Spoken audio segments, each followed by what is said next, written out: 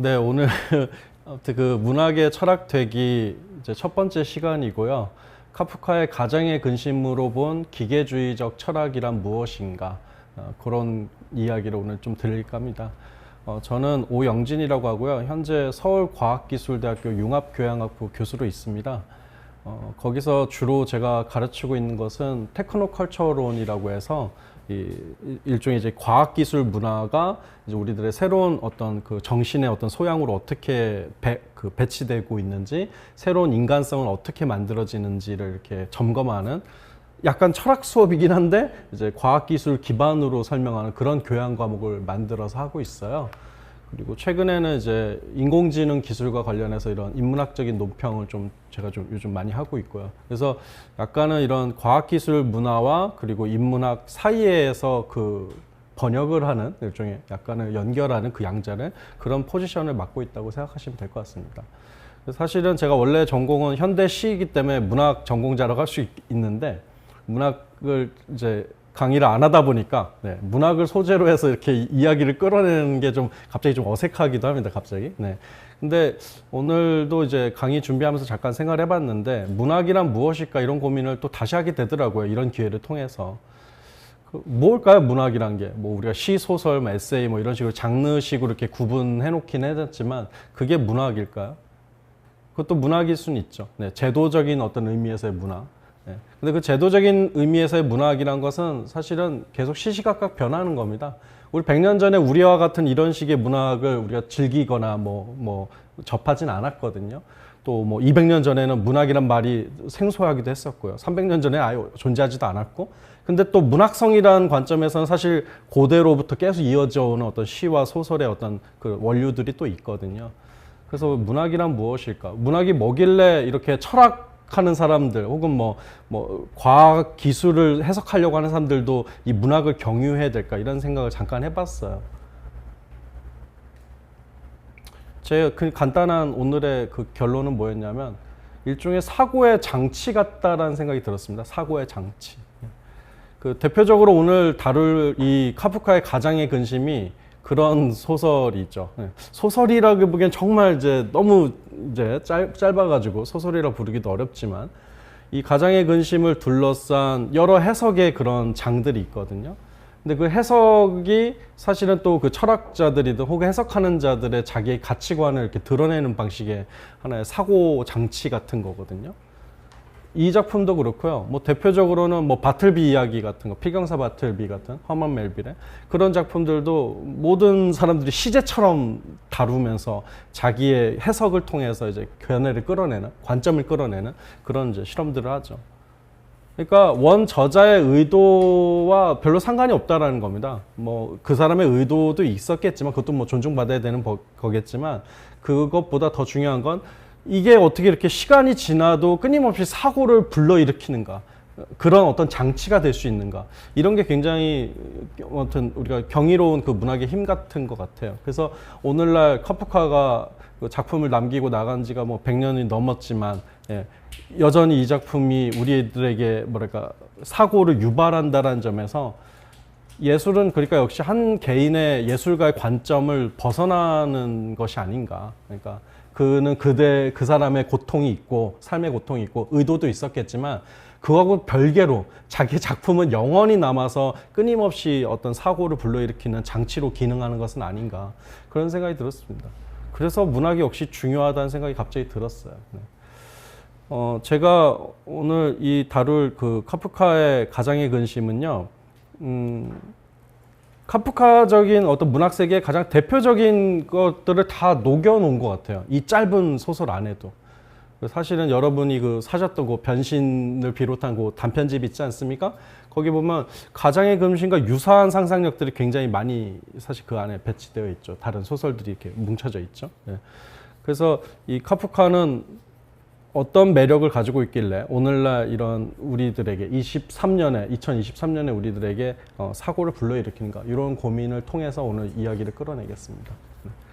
그 가장의 근심하기 전에 그냥 제가 되게 좋아하는 영화 한 편을 잠깐 소개해 드리겠습니다. 이 데니 보일의 그 127시간이라는 작품인데요. 혹시 보신 적 있나요? 네. 보셨어요? 한 번밖에 안 보셨군요. 근데 이 작품 꽤 아무튼 유명한 작품입니다. 많이 알려진 헐리우드 작품이고요. 이게 실화를 바탕으로 하고 있는데 이 주인공이 사실 실화를 기반으로 한 이야기예요. 그래서 그랜드 캐년에 놀러 간 한 남자가 우연히 거기서 떨어지게 돼요. 낭떠러지에서. 떨어지면 족하는데 떨어지면서 이제 바위도 같이 굴러 떨어지면서 그 바위가 자기 손에 끼게 됩니다. 그래서 지금 이 화면처럼 저 바위가 손에 끼니까 옴싹달싹 못하면서 저 그 크랙 안에서 살기 위해서 분투하는 얘기거든요. 저는 처음에 이게 실화화된다, 데니 보일의 저 방식으로 참 잘 이해가 안 갔어요. 이야기란 건 원래 액션이란 게 존재할 수 있어야 되거든요. 그러니까 뭔가 움직임이 있어야 된다고요. 장소 이동이 가능하든지 여행을 한다든지 아니면 어찌됐건 뭐 어떤 오브젝트든 주연의 어떤 관계가 일어날 수 있는 어떤 스페이스가 필요한데 이게 바위에서 굴러 떨어져서 손이 묶여 있는 얘기라고요. 주인공이. 어떻게 이야기를 만들었을까? 거의 2시간 분량의 작품을. 거의 심리극일 수밖에 없는 상황인 거잖아요. 뭐 막 옛날 생각하고 내가 왜 그랬을까 이런 얘기하고 바위 가지고는 더 이상 이야기를 진행할 수가 없으니까요. 아니면 뭐 구조를 하는 구조대 이야기라든지 뭐 그런 식으로밖에 연출이 안 되는데 놀랍게도 이 작품은 정말 철저하게 이 주인공의 이 상황 그대로 놔두고 2시간 동안 유지를 해놓고 이야기를 끌어갑니다. 그러니까 대단한 연출력을 가지고 있는 것이죠. 우리가 보기엔 도대체 이야기가 될 수 없는 소재인데 이야기를 만들어내거든요. 근데 아무튼 이 주인공은 지금 이 바위에 낀 상황이에요. 여러분이 한번 상상해 보세요. 주인공이 처음에 어떤 감정이었을까? 분노. 네. 내가 여기 왜 왔을까? 네. 왜 오는데 누구도 나를 말리지 않았을까? 이런 생각부터 먼저 하게 되죠. 분노가 이제 조금 사그라들면 이제 슬픔. 왜 나는 이렇게 불행할까? 이런 이제 고민을 하게 되는 거죠. 근데 그런 걸 이제 철저하게 이 배우의 연기로 잘 이제 녹여내고 있습니다. 근데 이런 인간적인 관점, 이거 도대체 이 바위는 어떤 문제 때문에 여기 와서 나의 팔을 묶고 나는 여기서 말라 죽어가고 있는가에 대한 질문을 했을 때 누가 대답을 할 수 있을까요? 아무도 없죠. 신을 부르짖어도 소용없죠. 신이 대답해주지 않거든요. 온갖 과학적 상상력, 뭐 합리적인 상상력을 통해서 뭐 여기까지 왜 왔는지, 이건 뭐 관리공단의 문제다, 뭐 안전 문제를 해결하지 못했던 누군가의 문제다, 이렇게 투사할 수 있으면 좋겠는데 그것도 거의 불가능한 것이죠. 바위가 여기 굴러떨어질지 누가 알아요. 그러니까 이 주인공은 어떠한 질문을 해도 사실상 만족이 아니죠. 그냥 어떠한 대답도 듣지 못하는 상황입니다. 그런 이제 장면이 이 영화의 1시간 이상을 할애하고 있어요. 그러니까 주인공은 이 사태를 받아들일 수가 없는 것이죠. 그래서 이 작품 되게 문학적이에요. 어떤 면에서. 어떤 점에서 문학적이냐면 부조리하다는 점에서. 네. 이해할 수 없는 상황. 이 실존과 이제 비실존, 뭐 죽음 사이에 있는 상황에 있는 한 존재가 어떠한 질문도 대답을 들을 수 없다는 점에서. 근데 나중에 이 사람이 갑자기 깨달음을 얻는데 저 영화를 보다 저도 약간 소름 돋는 그런 생각을 하게 됐어요. 어떻게 이 사람은 이 상황을 빠져나갔을까요? 우선은 기본적으로 이 팔이 묶여 있어요. 여기에 대한 나의 지금 감정 상태가 전혀 이제 정리가 되지 않은 상황이죠. 그리고 팔도 빼낼 수가 없고요. 여러분 같았으면 어떻게 질문할 것 같아요? 역시 아까 말한 이 질문 안에 있지 않아요? 왜 말리지 않았나? 내 남편이 왜 나를 말리지 않았나? 뭐 이럴 수도 있고, 예? 누가 안전관리를 했나? 이럴 수도 있고, 아니면 정말 뭐 그랜드 캐년은 문제야 하면서 지형에 대한 분노를 가질 수도 있겠죠. 그러니까 인간적 관점에서는 여기에 어떠한 좋은 질문을 할 수 없다라는 겁니다. 이 상황에서. 근데 나중에 주인공이 갑자기 깨닫습니다. 어떤 환상을 보게 되냐면 이렇게 좀 정신을 잃은 상황에서 보는 게 이 바위는 수만 년 전부터 너를 기다리고 있었다라는 이상한 환상 같은 그 말을 들어요. 자기 스스로의 몸 안에서 나온 말이겠죠. 무의식에서. 어찌됐건 이거 해결할 수가 없으니까 그렇게라도 생각할 수밖에 없는 거예요. 그래서 갑자기 바위의 입장에서 생각을 하게 됩니다. 이 주인공이. 수만 년 전부터 나를 기다리고 있었다고 생각을 하니까 갑자기 이게 누그러지는 거죠. 왜냐면 이 만남 자체는 그 자체로는 되게 경이로운 거거든요. 지금 나의 이제 지금 죽음을 촉진하고 있긴 하지만 이 바위가 지금 수만 년 전부터 나를 기다렸다고 생각하는 순간에 나의 이제 인간적인 관점을 벗어나는 순간에 갑자기 뭐랄까 어찌됐건 대답할 수 있는 질문이 되는 것이죠. 그리고 주인공이 갑자기 깨달아요. 그 순간에. 이 경이로운 자연에 대한 어떤 감각을 하게 되고요. 그리고 나의 팔이 없어져도 되지 않나? 라는 생각을 하게 되는 거예요. 그래서 마지막 내용이 뭐냐면 자기 팔을 자르고 나오는 얘기입니다. 그래서 이 영화의 마지막 장면에 그 시기어 로스의 페스티벌이라는 노래가 울려 퍼지거든요. 제목도 페스티벌이에요. 한쪽 팔이 지금 잘려진 상태고 뭐 피도 별로 안 나요. 이미 이제 다 뭐 이렇게 마르고 뭐 저기 잘라진 상태라서 그 상황에서 팔 한쪽이 없는 상태로 달려 나오는데 행복한 마음으로 이 사람이 막 질주하는 그런 내용이 이제 연출되고 있습니다. 물론 실화에 비하면 좀 뭔가 과장됐겠죠, 사실은. 근데 뭔가 이걸 설득하고 싶었던 것 같아요, 감독은. 이 상황. 그냥 단순히 이게 인간이 이제 이런 어떤 자연의 불가항력에 대항해서 이겨내서 로빈스 크루소처럼 살아냈다.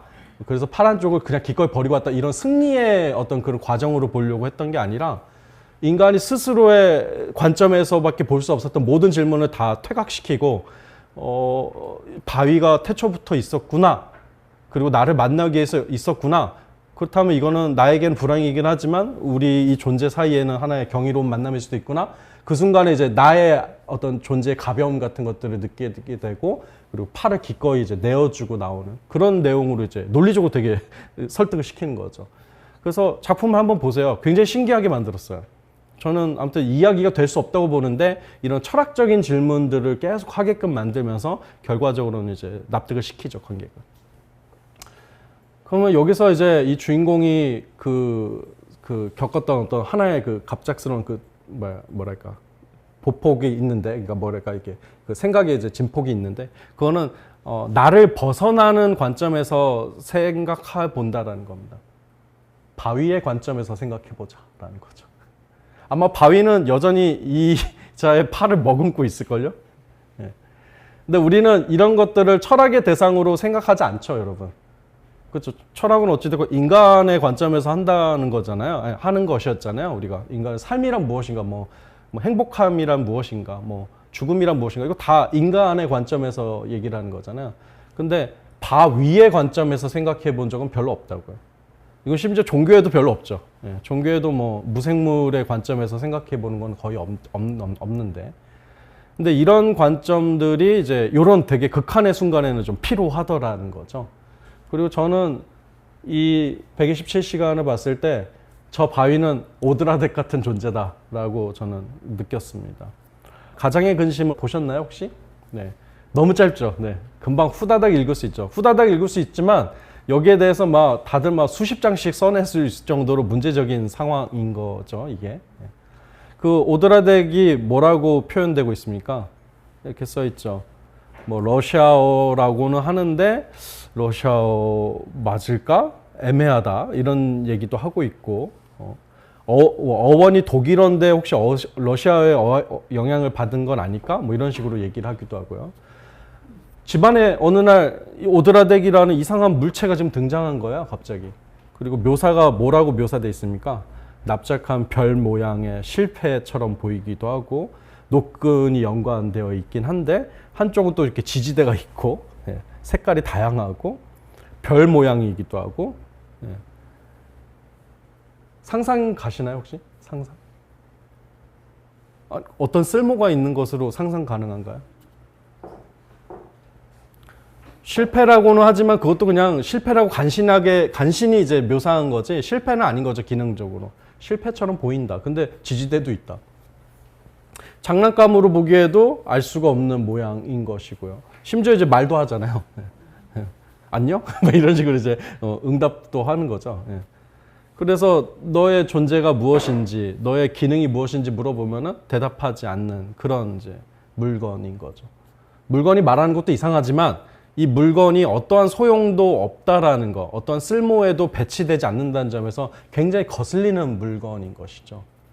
그리고 이제 맨 마지막에 이 문장이 이제 문제인데, 쓸데없이 이제 나는 그가 어떻게 될 것인가를 자문하게 된다 말하면서 맨 마지막에 대관절 이 오드라덱이 죽을 수나 있을까?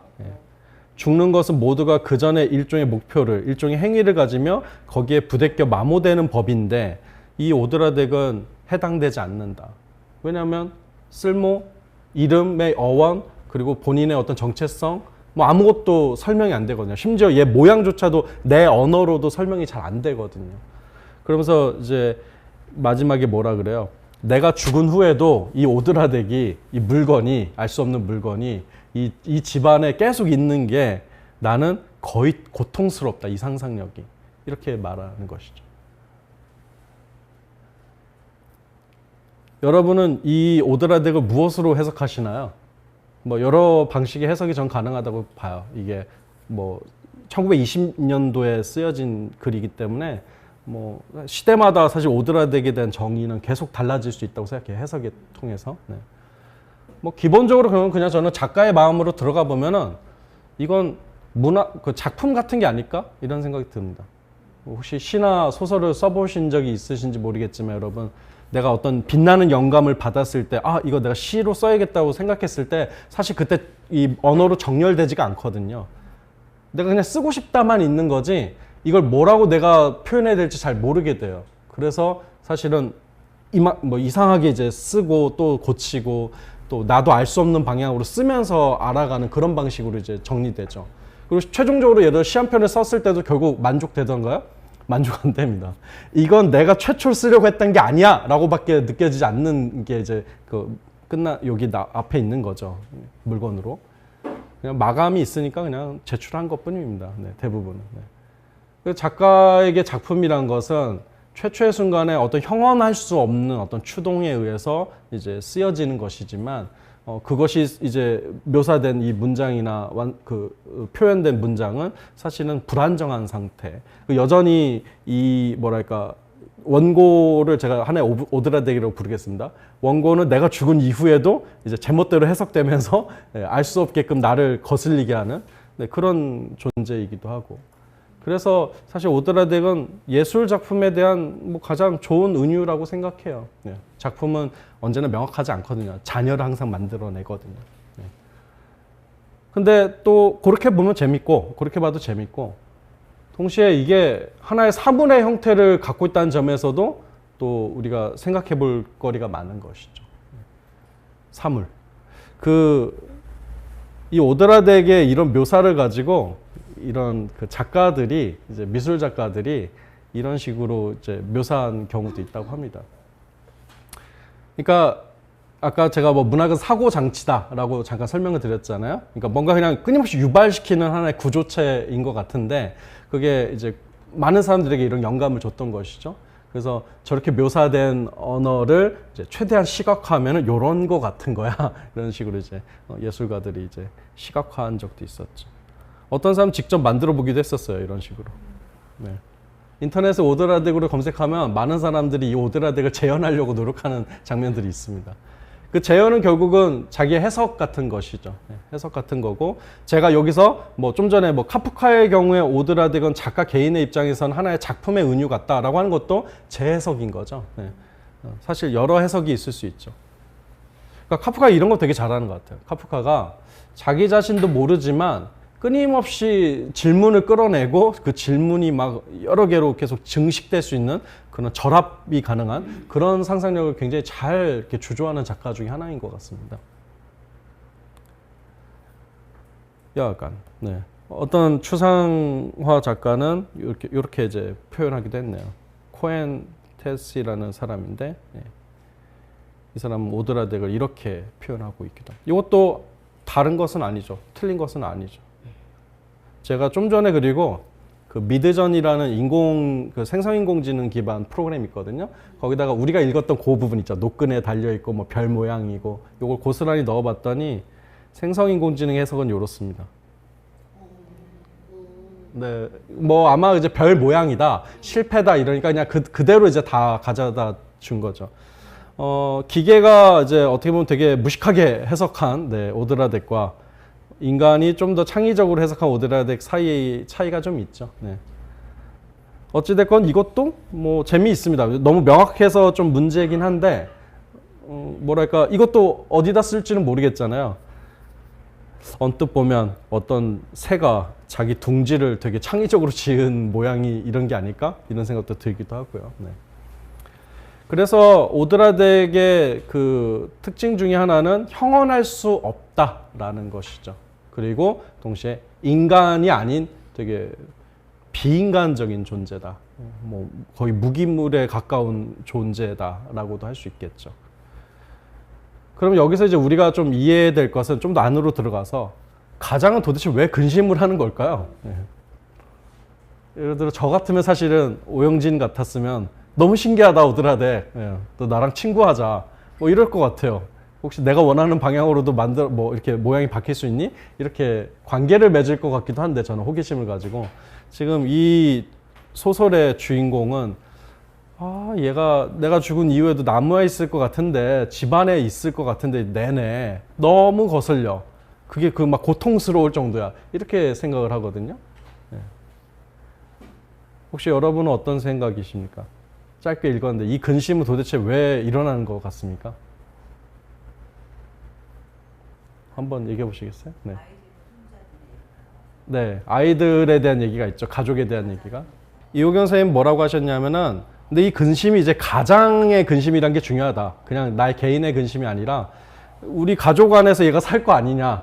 뭐 지하실에 숨어 살든 끊임없이 나타날 텐데 이제 내가 가족을 대표하고 또 이제 리드하는 사람으로서 내가 죽은 이후에도 얘가 나타난다는 것이 뭔가 아무튼 가족의 위험에 대한 문제일 수도 있고 그래서 좀 거슬리는 것. 그래서 그 가족이 우선은 문제지 않겠느냐. 근심은 결국 이 가장이라는 그 직책에서 나온 것이 아니겠느냐. 이런 말씀 주셨어요. 네, 맞습니다. 그것도 어느 정도 맞는 것 같아요. 그런 근심인 것 같아요. 보니까. 또 어떤 근심일까요?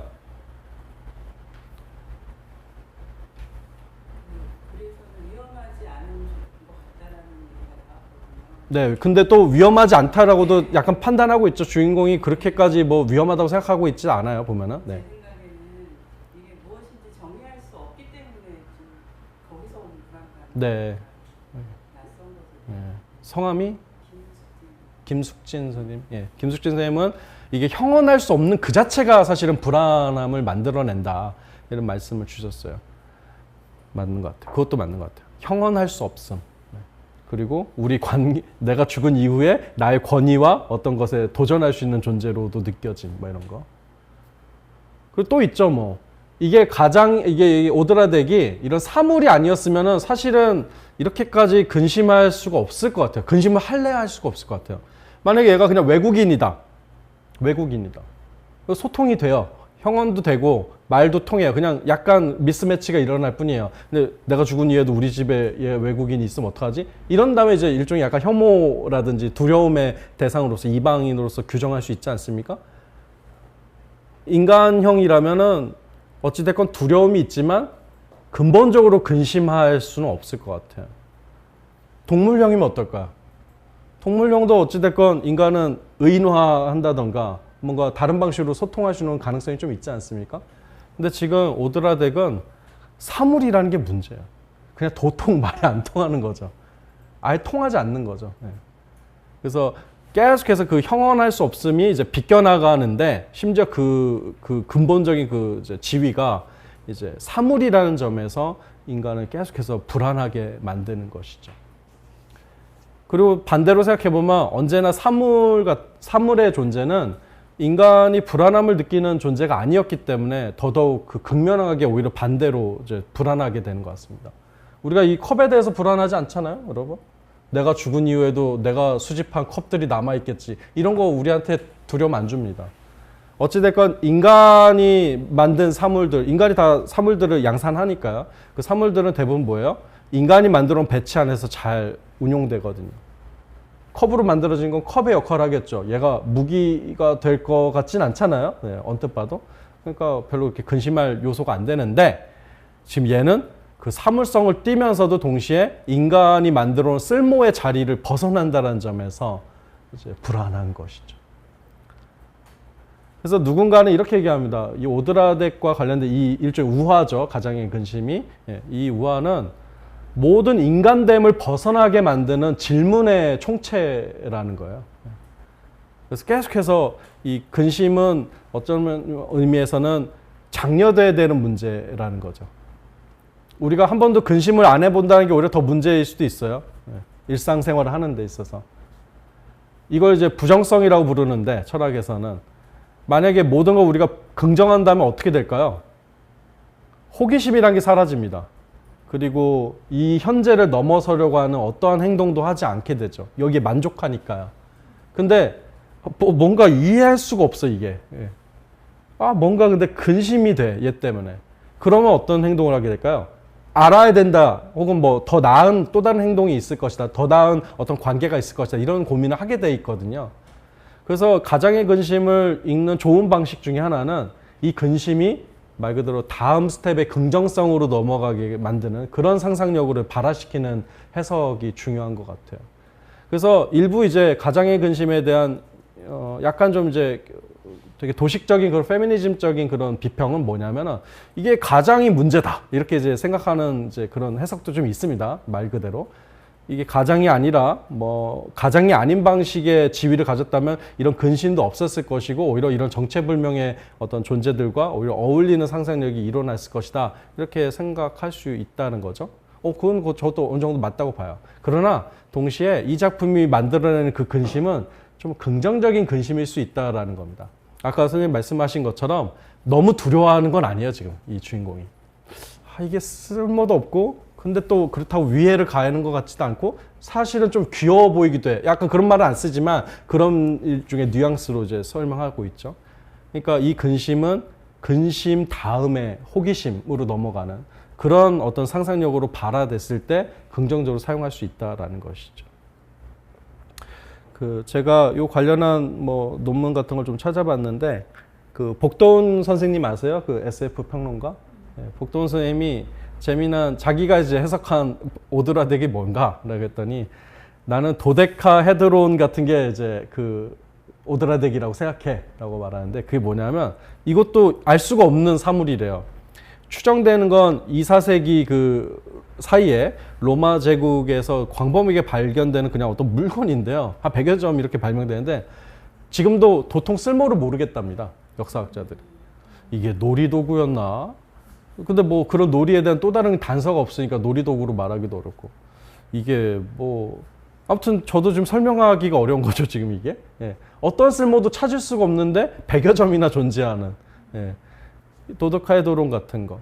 그러니까 분명히 얘는 인간의 역사 안에서 만들어진 거니까 뭐 오드라덱이 아주 신비한 건 아니었을 거예요. 분명히 있었을 거예요. 어떤 쓸모가 배치가 되었을 텐데 시간이 지나서 갑자기 그게 맥락이 탁 사라지니까 얘 본질적인 사물성만 남은 거예요.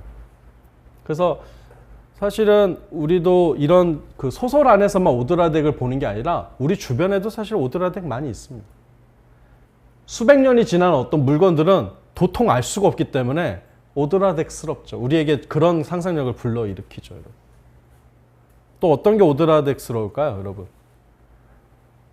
제가 주변에 들었던 의견 중에 하나는 정체불명의 스팸 메일 같은 것도 거의 오드라덱 수준이다. 이거 왜 보내는지도 도대체 알 수가 없고 이 상투적인 문구에 우리 도대체 누가 이렇게 끌려 들어갈 거라고 생각하고 보내는 건지 정말 알 수 없는 그런 스팸 메일이 있지 않습니까? 게다가 번역돼서 들어오는 그런 것들은 마치 진짜 이렇게 형언할 수 없고 대화 불가능한 어떤 존재와 이제 마주하는 그런 경험 같은 거라고 얘기하기도 하더라고요. 맞는 것 같아요. 또 뭐가 있을까요, 여러분? 우리 주변에 우리의 경험에서 오드라덱과 거의 유사한 경험을 할 수 있는 물건이나 사건 같은 게 있을까요? 저는 요즘 챗 GPT류의 생성인공지능도 오드라덱 같다고 생각이 들어요. 그런 생성인공지능의 기본적인 특징 중에 하나는 알고리즘적인 존재가 아니라는 거거든요. 기본적으로 이제 이런 광범위한 데이터 안에서 패턴을 끌어낸 어떤 자율적인 일종의 신경망을 가지고 있다 보니까 인간이 통제할 수 있는 영역이 없죠. 거의 없죠. 그 제멋대로 구는 것처럼 보일 때도 되게 많고요. 그래서 우리에게 쓸모 있는 대답을 줄 때도 많지만 대부분은 그 과정을 알 수 없다는 점에서 굉장히 묘한 그런 사물성을 가지고 있다고 할 수 있겠죠. 또 뭐가 있을까요, 여러분? 저는 한국인의 상상력 중에 하나는 북한도 있다고 생각합니다. 북한. 네. 여러분 북한 이해할 수 있어요? 네. 아마 우리가 이해할 수 있는 어떤 리터러시가 없기 때문에 뭐 국제 정치학이라든지 또 우리가 그 반공주의로부터 벗어난 다른 상상력이나 또 정보를 갖고 있지 못하기 때문에 북한과의 대화, 북한 관련한 뉴스만 봐도 항상 이해가 잘 안 가는 게 많죠, 여러분. 네. 그러니까 사실은 우리 주변에도 오드라덱스러운 이 묘한 타자성을 가지고 있는 사물이나 사건들은 사실 도처에 있다라는 것이죠. 물론 오드라덱은 굉장히 심각한 이제 사물성을 가지고 있지만. 네.